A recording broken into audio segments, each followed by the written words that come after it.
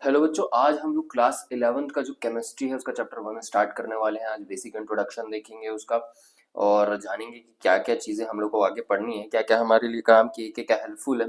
वो सारी चीज़ें हम लोग देखने वाले हैं और मैं कोशिश करूंगा कि आपको हर चीज़ जो है बहुत ही बेसिक से समझाऊं और हर चीज़ में बहुत ही एग्जाम्पल्स प्रोवाइड करने की कोशिश करूं। और हिंदी मीडियम के एनसीईआरटी के बच्चे जो देख रहे हैं उन लोग भी बिल्कुल बने रहिए वीडियो में, क्योंकि मैं हिंदी मीडियम के बच्चों को ध्यान में रखकर भी ये वीडियो बना रहा हूँ, जिसमें आज हम क्लास 11 का पहला चैप्टर करने वाले हैं, बेसिक कॉन्सेप्ट्स ऑफ केमिस्ट्री, रसायन विज्ञान की मूलभूत अवधारणाएं।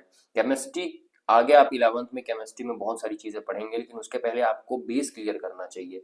इसलिए ये चैप्टर इंक्लूडेड है कि बेस जब तक क्लियर नहीं होगा तब तक आपको आगे की चीजें समझ नहीं आएंगी। कुछ चीजें हम लोग पुरानी रिकॉल करेंगे, क्लास 10th की, क्लास 9th की आपने जो पढ़ रखी है, और मैक्सिमम चीजें उसी पे बेस्ड रहेंगे। उसके आगे फिर हम लोग क्लास 11th में जो यूज होने वाला है चैप्टर 1 में, वो कॉन्सेप्ट पढ़ेंगे, मोलर कॉन्सेप्ट वगैरह पढ़ेंगे, है ना। मॉलिक्यूलर मास क्या होती है, मूल क्या होती है, मूल्स कैसे कैलकुलेट करते हैं, किसी भी केमिकल कंपाउंड का जो है मॉलिक्यूल्स कैसे कैलकुलेट करते हैं, वो सारी चीजें हम लोग देखेंगे।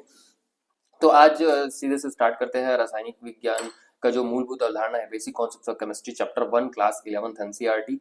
ये एक्सप्लेनरी वीडियो होगी, इंट्रोडक्टरी वीडियो होगी, उसको हम लोग स्टार्ट करने जा रहे हैं। तो पहली बात तो ये कि बेसिक कॉन्सेप्ट्स ऑफ केमिस्ट्री में हम लोग को पढ़ना क्या है, ठीक है। केमिस्ट्री कैसे डेवलप हुई, क्या उसके यूजेस हैं, है ना। केमिस्ट्री के यूजेस बेसिकली हम लोग केमिकल स्टडी क्यों करते हैं, जब हम लोग किसी भी कंपाउंड के केमिकल प्रॉपर्टीज की स्टडी करते हैं, जब हम किसी भी तत्व के, किसी भी पदार्थ के बारे में, उसके भौतिक के अलावा उसके रासायनिक परिवर्तनों के बारे में जानते हैं, उसमें कौन से रासायनिक परिवर्तन होते हैं, कैसे उसमें रासायनिक क्रियाएं होती हैं, कैसे चेंजेस आते हैं, वो सारी चीजें जब हम स्टडी करते हैं तो वहां पे हमको केमिस्ट्री की स्टडी करने की जरूरत पड़ती है। It's a branch of chemical reactions and chemical studies, ठीक है। अब इसमें चीजें आती हैं कि कोई भी मैटर जो है, कोई भी मैटर एग्जिस्ट करता है, ठीक है।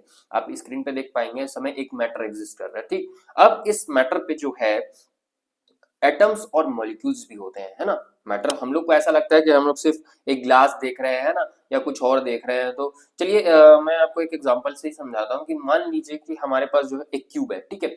एक क्यूब है, सॉलिड क्यूब है। अब वो सॉलिड क्यूब जो आप देख पा रहे होंगे, वो सॉलिड क्यूब क्या है कि ये हम लोग को लग रहा है कि सॉलिड क्यूब है यार, बस इसके अंदर कुछ नहीं होगा। लेकिन जैसे जैसे हम केमिकल स्टडी करते हैं, फिजिक्स स्टडी करते हैं, तो हमको पता चलता है कि जो ये मैटर है, ठीक। मैटर पहली चीज क्या होती है, मैटर यानी जो द्रव्य है या जो पदार्थ है, मैटर वो होता है जो स्पेस ऑक्यूपाई करता है यूनिवर्स में, ठीक है।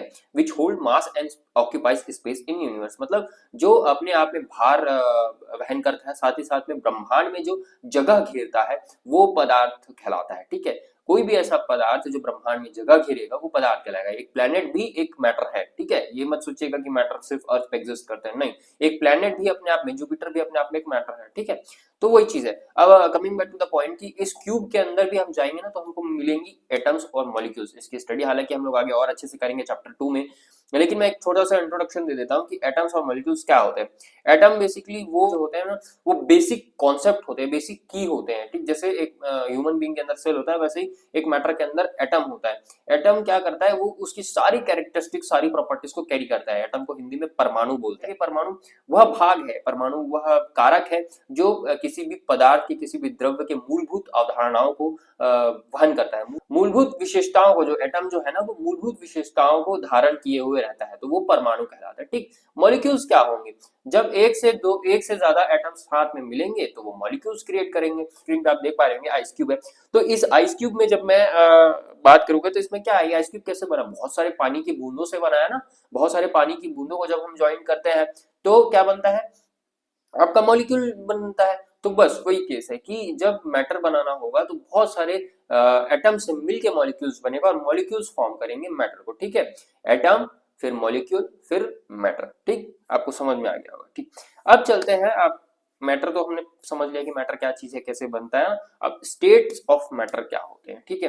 द्रव्य की अवस्थाएं क्या होती हैं, स्टेट्स ऑफ मैटर क्या होती हैं, वो चीज हमको देखना है, ठीक।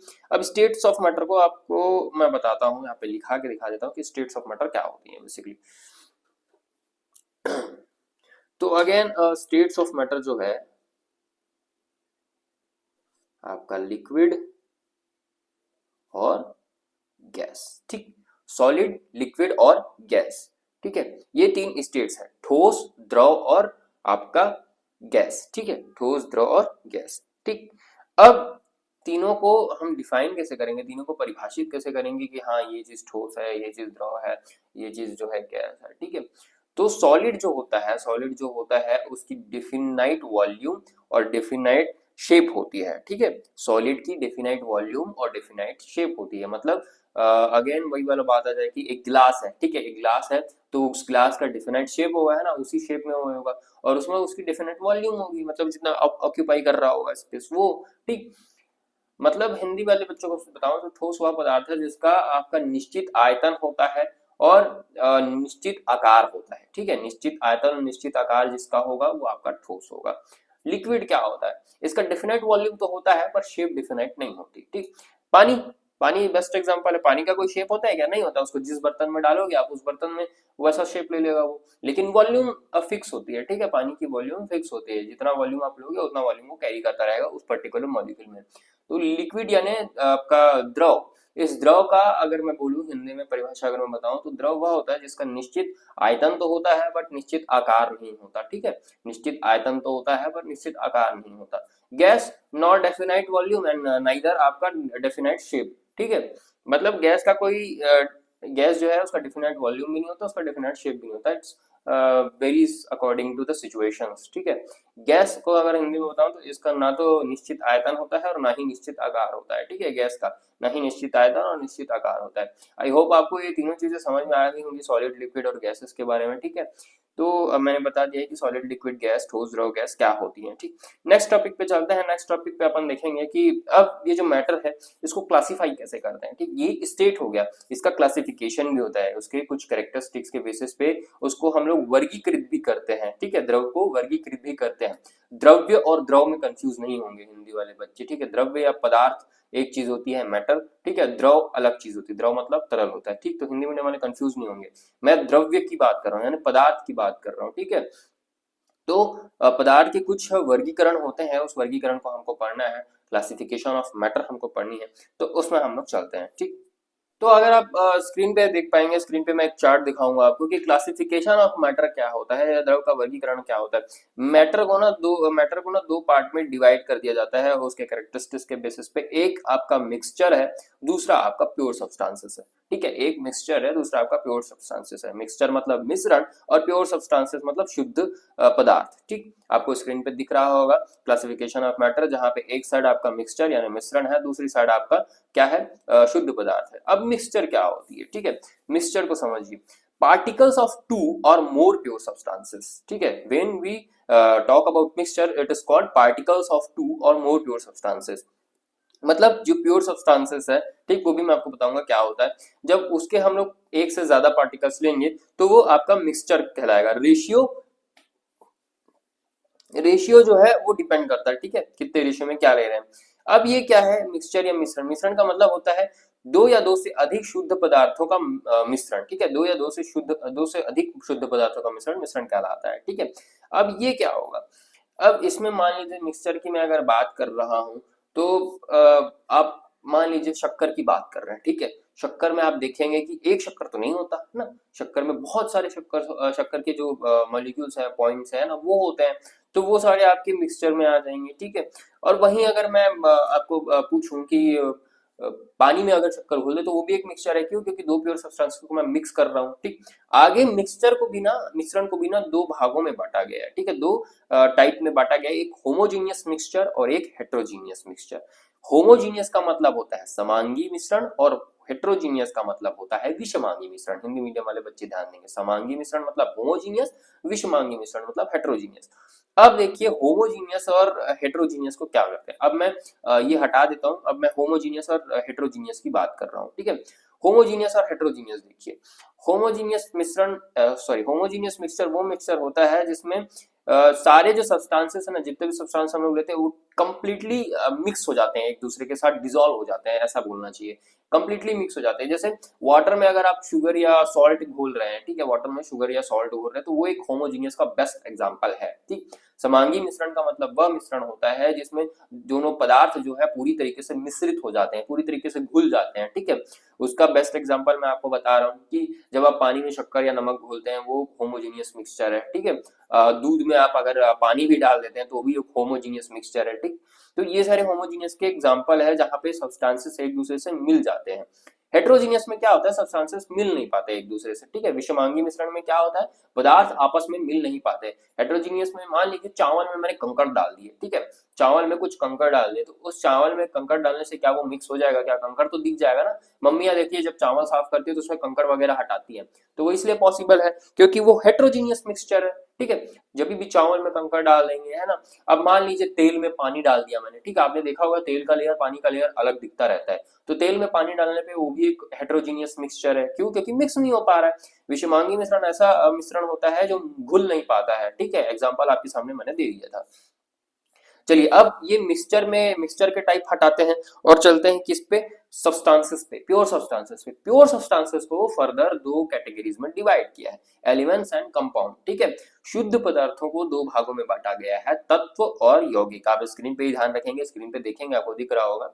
शुद्ध पदार्थों को दो भागों में बांटा गया है, तत्व और यौगिक, ठीक। Elements and compound. अब एलिमेंट क्या होता है, ठीक। एलिमेंट वो प्योर सब्सटेंस होता है जो आपका एक ही टाइप के एटम से मिलके बनता है। एलिमेंट वो प्योर सब्सटेंस होता है जो एक ही टाइप के एटम से मिलके बनता है। एक ही प्रकार के परमाणुओं से मिलकर बना पदार्थ आपका तत्व कहलाता है, ठीक है। एक ही पदार्थ के परमाणुओं से मिलकर बना पदार्थ आपका तत्व कहलाता है। फॉर एग्जाम्पल हाइड्रोजन है ना। हाइड्रोजन में कैसे बना होगा, हाइड्रोजन के अपने अपने एटम से ही ना बना होगा, ठीक।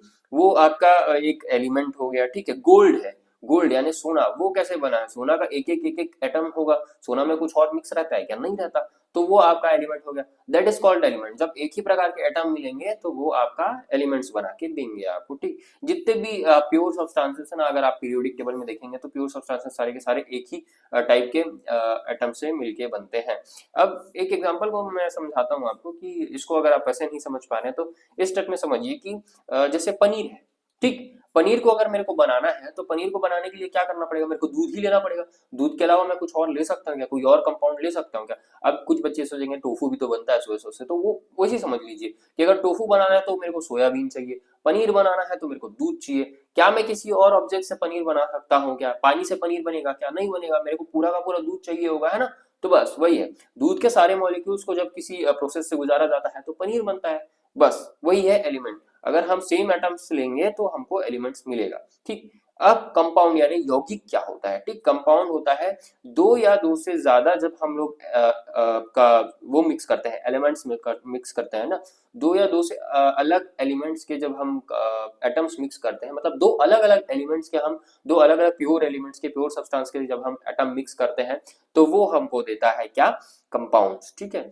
मतलब अब ये कैसे समझेंगे आप, पानी बेस्ट एग्जांपल है, हाइड्रोजन और ऑक्सीजन लेना पड़ रहा है मेरे को, दो अलग अलग एलिमेंट्स लेने पड़ रहे हैं तब पानी बन रहा है, ठीक है।